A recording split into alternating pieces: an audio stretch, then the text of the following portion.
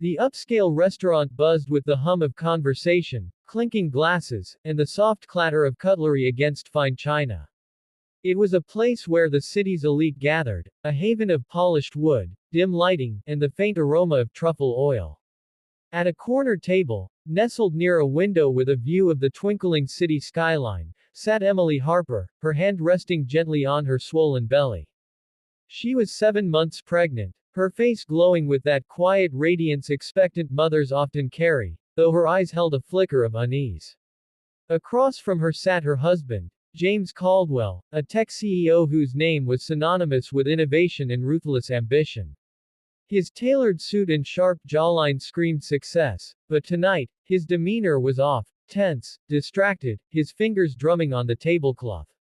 The restaurant's chef, Michael Harper, was Emily's older brother, a former Navy SEAL who had traded the chaos of combat for the precision of a kitchen. Michael was a towering figure, his broad shoulders and steady hands belying the calm intensity he'd honed over years of high-stakes missions. He'd opened this restaurant after leaving the military, pouring his discipline and passion into every dish. Tonight, he was in the kitchen, orchestrating a symphony of sizzling pans and barked orders, unaware of the storm brewing at table 12. Emily and James had been married for 5 years, a union that began with fairy tale promise but had frayed under the weight of James's relentless drive for power. He was the kind of man who thrived on control, his tech empire built on late nights, cutthroat deals, and a charisma that could charm investors and intimidate rivals. Emily, once a vibrant graphic designer, had dimmed in his shadow, her world shrinking to the confines of their penthouse and the expectations of being a CEO's wife. The pregnancy, a surprise to them both, had only deepened the cracks in their relationship.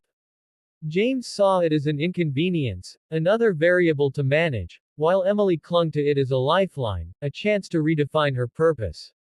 Their dinner had started cordially enough, though the tension was palpable.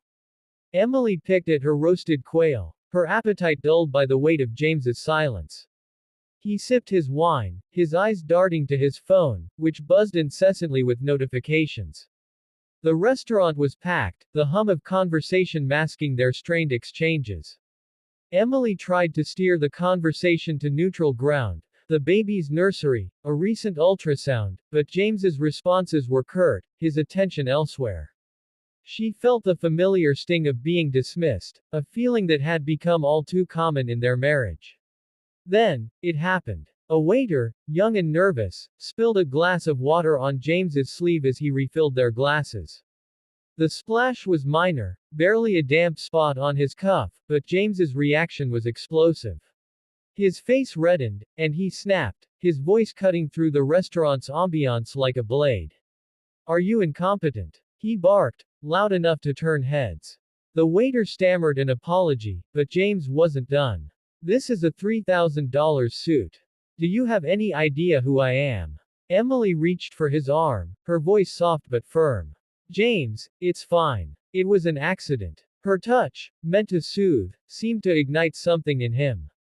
He yanked his arm away, his eyes narrowing on her. "Don't tell me what's fine," he hissed. The words hung between them, heavy with venom. Emily froze, her hand retreating to her lap. The restaurant's chatter seemed to fade, the air growing thick with the weight of their confrontation. James's temper, usually reserved for boardrooms and underperforming employees, was now on full display. He leaned closer, his voice low but laced with contempt.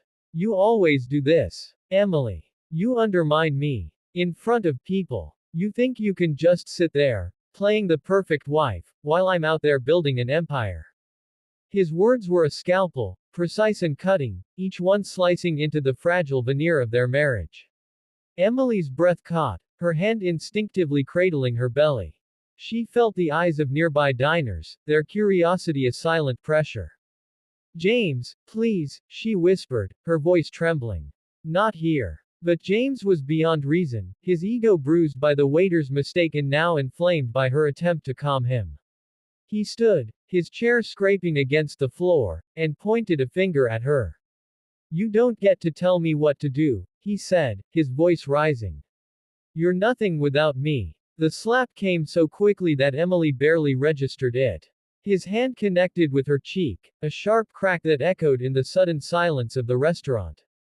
Gasps rippled through the room, forks pausing midair, conversations halting. Emily's head snapped to the side, her hand flying to her face, where a red mark was already blooming. Tears welled in her eyes, but she didn't cry out. She sat, stunned, her heart pounding as the reality of what had just happened sank in. In the kitchen, Michael had been plating a dish when one of his sous chefs, a wiry young man named Carlos, burst through the swinging doors. "Chef, you need to come out here. Now." Michael's brow furrowed, sensing the urgency in Carlos's voice. Wiping his hands on a towel, he strode toward the dining room, his chef's coat pristine despite the chaos of the kitchen. As he emerged, he scanned the room, his instincts honed from years of assessing threats in war zones. His eyes locked on Emily, her face pale, a hand pressed to her cheek, and James looming over her, his posture radiating arrogance. Michael's blood ran cold. He knew James's temper, had seen glimpses of it at family gatherings, but this was different. This was his sister, pregnant and vulnerable, publicly humiliated and struck by the man who was supposed to protect her.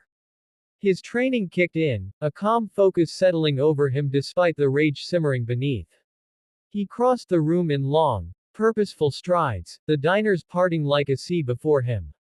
"James," Michael said, his voice low and steady, a tone that carried the weight of a man who had faced death and walked away.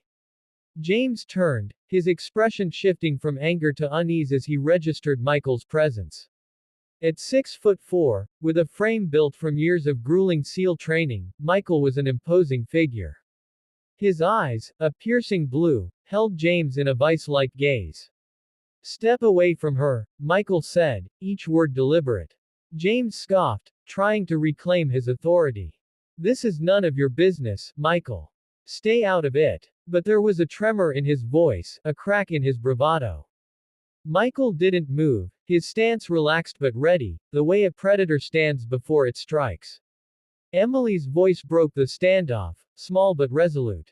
"Michael, don't." She knew her brother's capabilities, had heard stories of missions where he'd taken down enemies with surgical precision. She didn't want this to escalate, didn't want violence to taint the already fractured night. But Michael's eyes never left James. "He doesn't get to touch you," he said, his voice barely above a whisper but carrying the weight of a promise. The restaurant was a frozen tableau, every eye on the trio. Waiters hovered, unsure whether to intervene. Diners whispered, phones discreetly raised to capture the unfolding drama. James, sensing the shift in power, took a step back, his hands raised in a half-hearted gesture of surrender. "You're overreacting," he said, his voice attempting to reclaim control.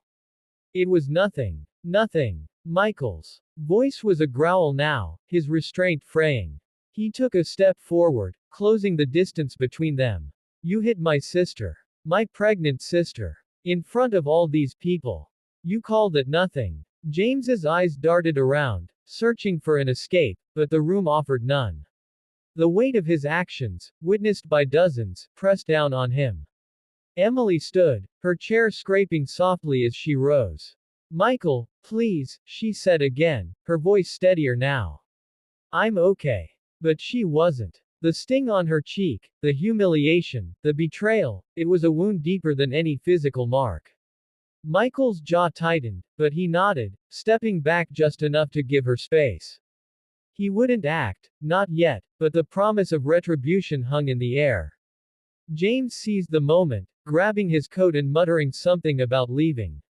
He strode toward the exit, his confidence a fragile mask. Michael watched him go, his hands clenched into fists, the SEAL in him calculating every move. Emily sank back into her chair, her hands trembling as she covered her face. The restaurant slowly came back to life, murmurs rising, but the atmosphere was changed, tainted by the violence that had erupted. Michael knelt beside her, his hand gentle on her shoulder.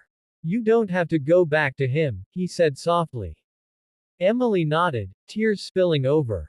She knew it, had known it for a long time, but tonight had made it undeniable. The chef, the seal, the brother, he was her protector now, and he wouldn't let her face this alone. The restaurant was a cozy, upscale bistro nestled in the heart of the city, its warm lighting and rustic wooden tables creating an atmosphere of intimacy and charm. The clink of wine glasses and soft murmur of conversation filled the air, punctuated by the occasional burst of laughter from a corner booth.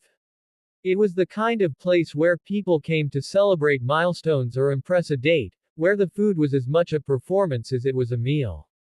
Tonight, though, the air carried an undercurrent of tension, one that would soon erupt into a scene no one in the room could have anticipated.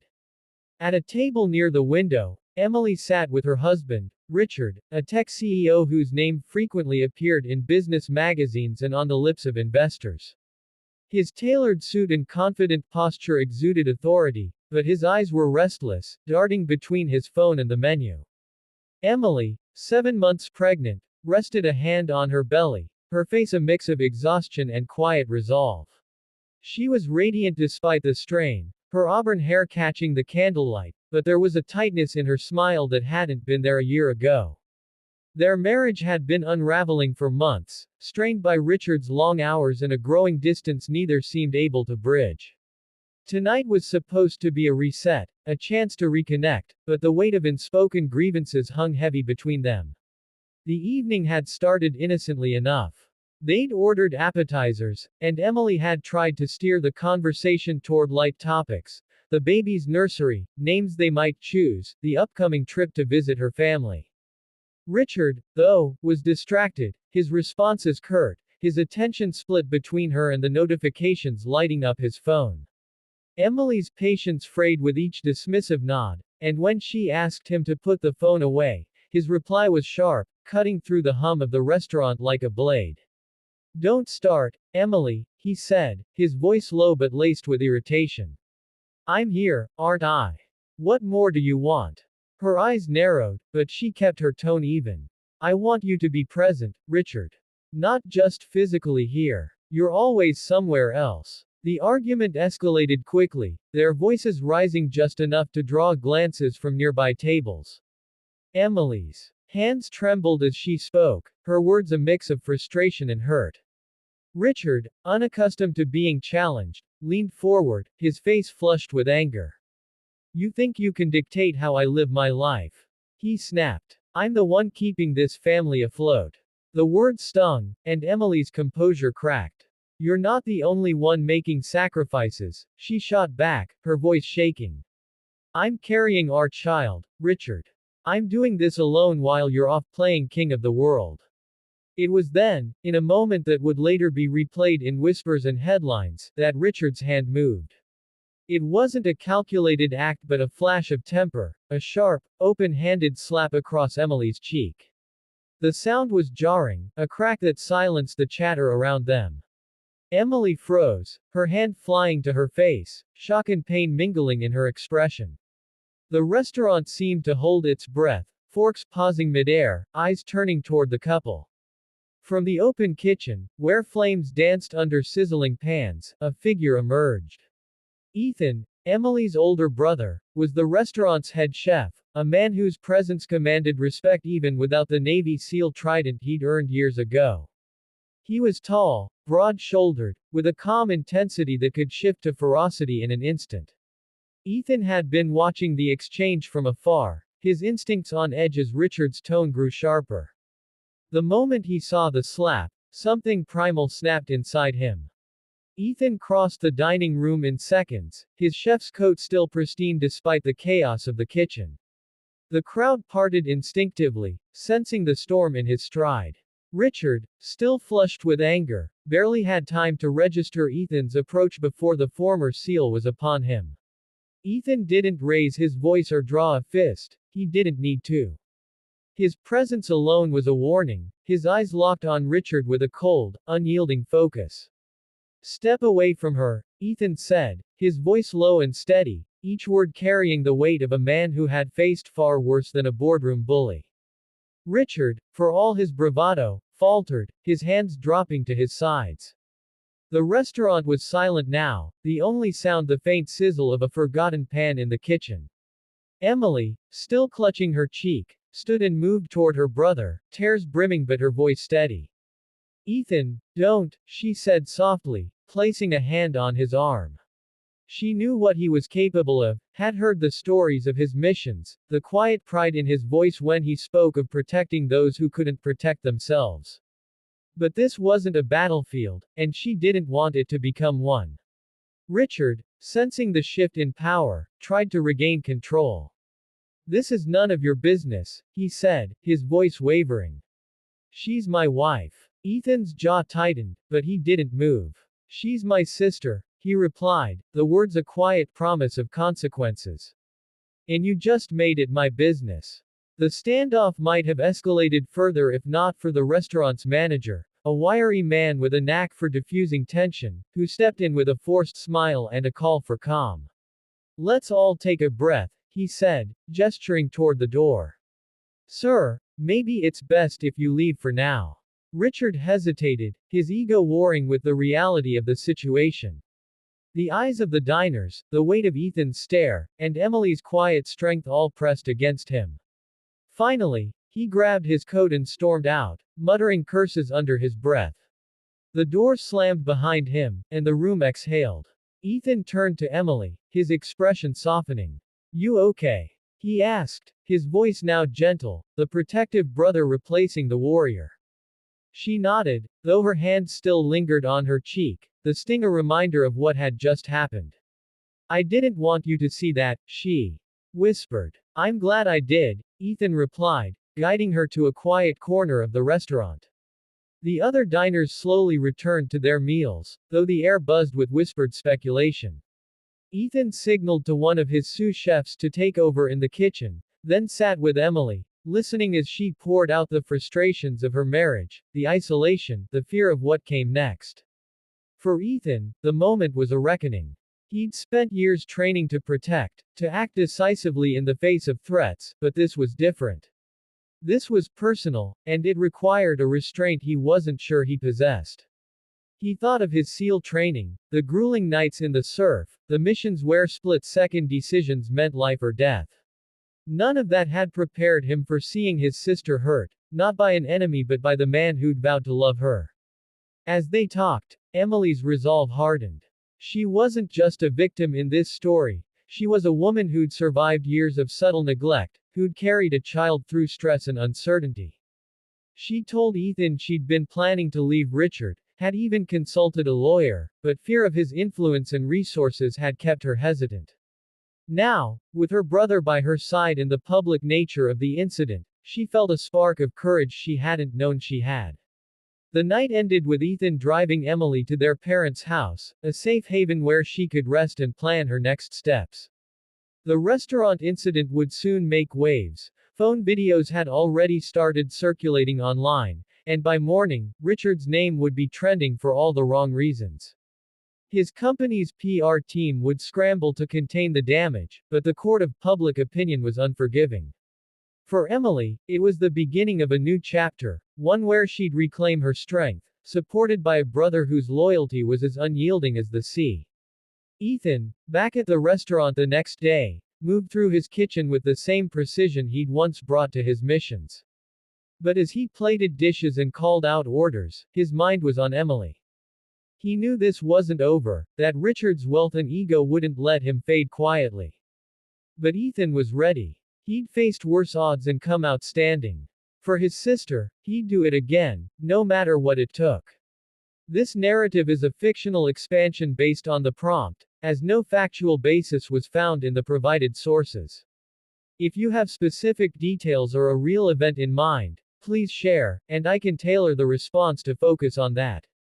Alternatively, I can analyze related topics, such as domestic violence, Navy SEAL culture, or public incidents involving CEOs, using available data. Let me know how you'd like to proceed.